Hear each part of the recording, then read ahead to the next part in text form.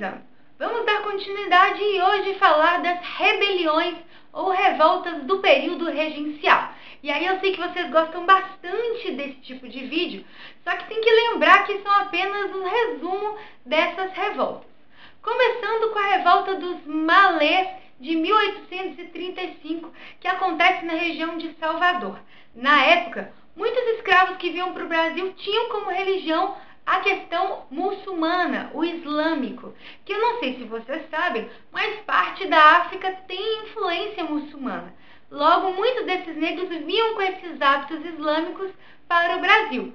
Porém, vocês também sabem que a nossa religião oficial, desde o princípio, foi a católica, fazendo com que os hábitos islâmicos fossem reprimidos. Até mesmo porque, além de serem hábitos diferentes dos católicos, eram os escravos.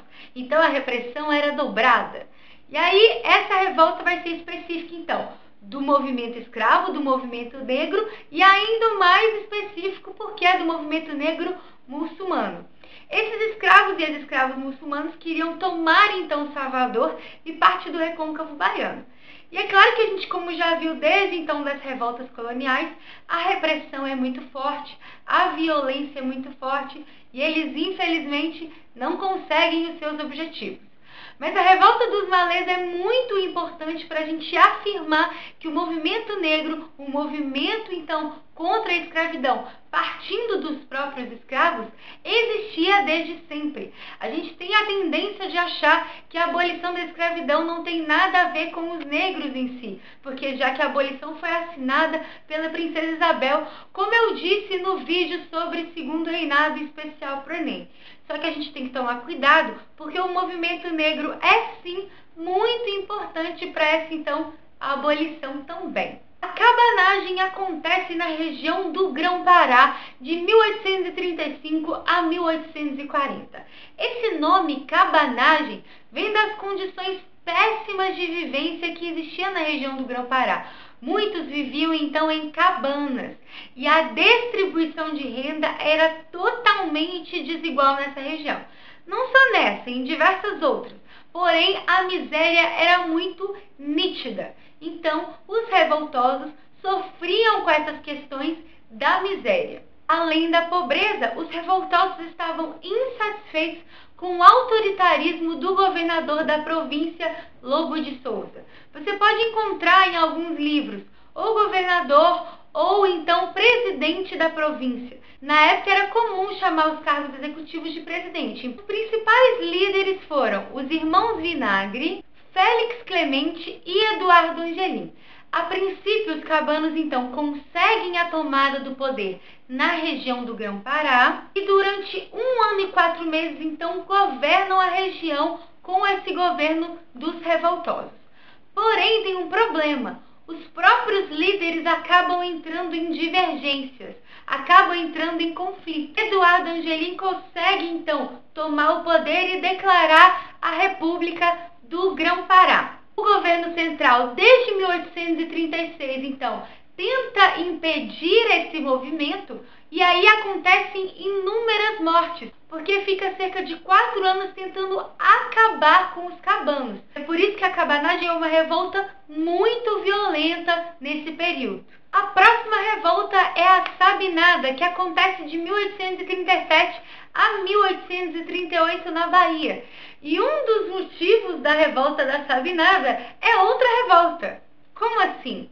É porque o governo central estava obrigando os baianos a então se alistarem no exército para lutar na revolta da Farroupilha, lá no Rio Grande do Sul, que a gente vai ver já já. Outro motivo seria a falta de autonomia das províncias, então, na Bahia e os baixos salários dos soldados. Essa rebelião é engraçada porque ela é exatamente contra um período regencial.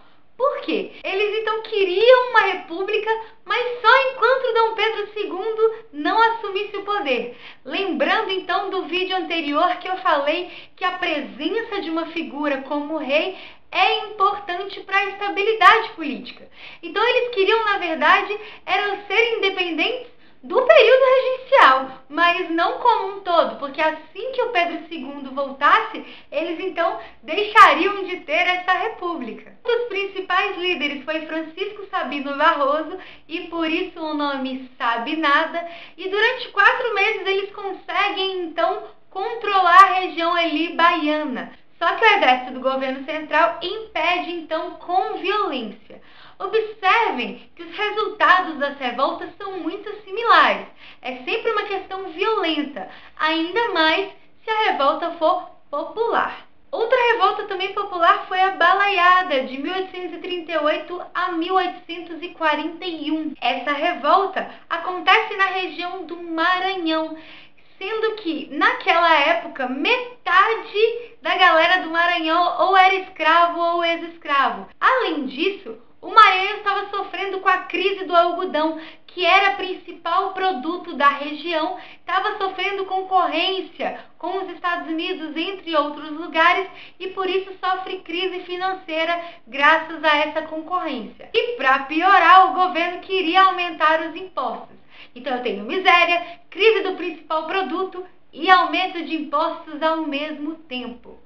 Os principais líderes da Balaiada foram Negro Cosme, Raimundo Gomes, Manuel Francisco Ferreira, conhecido como o Balaio, por isso o nome Balaiada, porque o Manuel era um artesão que produzia balaios.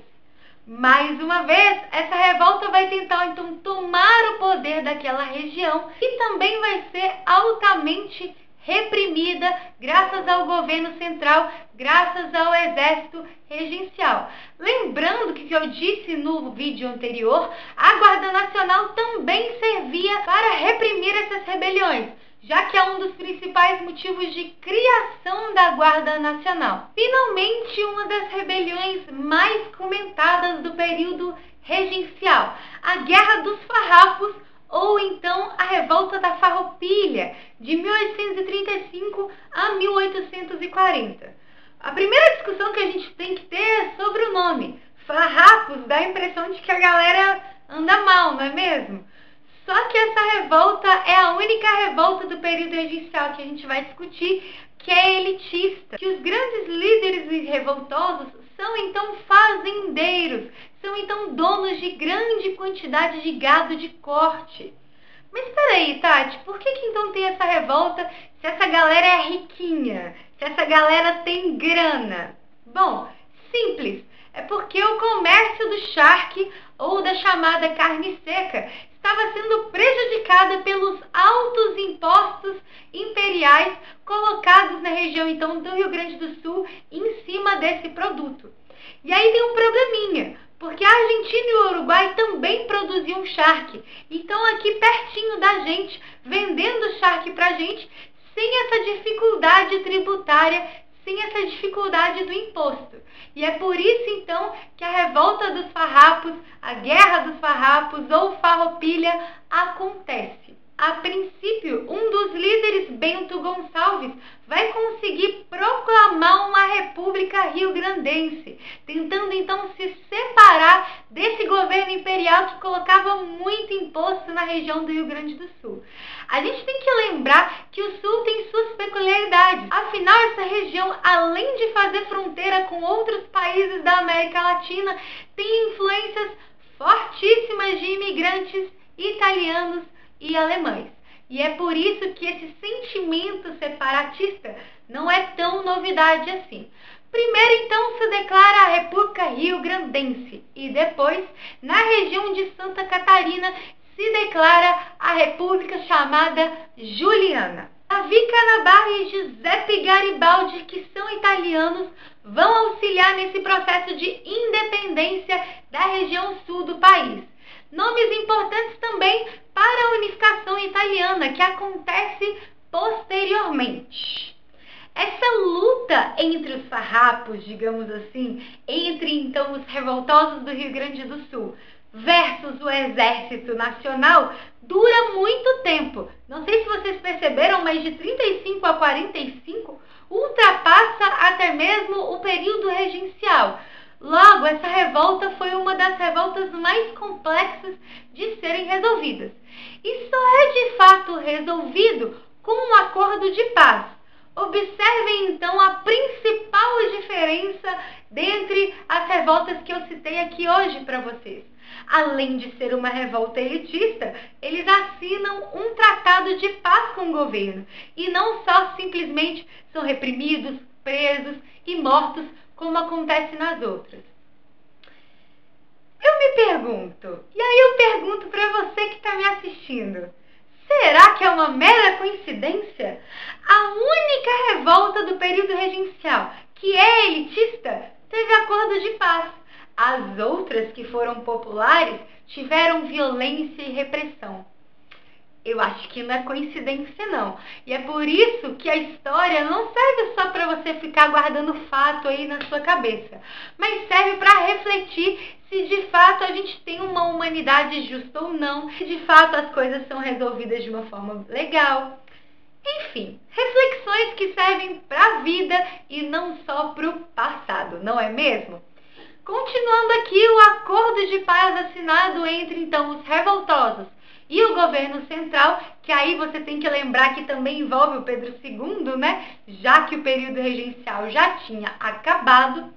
Dentro desse acordo de paz eu tenho algumas condições. Por exemplo, a anistia dos revoltosos. Tati, o que é anistia? Eu sempre ouço falar nessa palavra.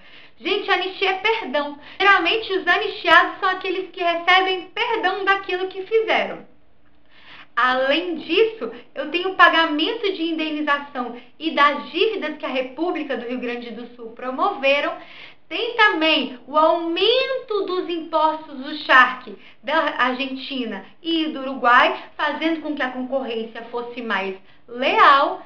E todos aqueles que participaram do Exército Farroupilha vão poder entrar no Exército do Governo com os mesmos cargos, exceto os generais. E por último, mas não menos importante, os escravos que também participaram dessa rebelião seriam libertos. Mas aí, né, escravo pode sofrer algum problema. É claro que, infelizmente, nem todos os escravos, então, ganharam essa liberdade. É isso, eu espero que vocês tenham gostado. Eu agradeço demais aos comentários, cada dia mais Historizando está recebendo muito comentário, eu tento responder todos, eu sei que tem muito pedido aí sendo feito, e gente, acreditem, eu quero cumprir todos eles. Curte o vídeo, curte a página lá do Facebook, que eu também coloco as atualizações lá. Inscrevam-se no canal, lembrando que como a gente está na reta final para o Enem, eu vou começar a produzir vídeos especiais para a prova. Então, com relação a questões, com relação a matérias que caem mais, eu vou produzir por aqui. Já temos no canal 3 vídeos especiais para o Enem, que eu produzi ano passado, mas que vale para esse ano também. Então, eu vou deixar o link aqui embaixo. Tem o Segundo Reinado, que inclusive seria a próxima matéria. Tem a Era Vargas, que juntos, essas duas matérias foram as que mais caíram no Enem, e eu dou certeza que elas caem de novo, porque todo ano cai e muitas vezes cai mais de uma questão de cada uma. E tem também um vídeo contando para vocês alguns detalhes importantes da prova do Enem, ok? Muito obrigada pela atenção, continuem comentando e dando sugestões, o canal é nosso, o Historizando é nosso, então muito obrigada pela ajuda e pela atenção de vocês. Um beijo e até a próxima. Evitem decepção, porque fica cerca de 4 anos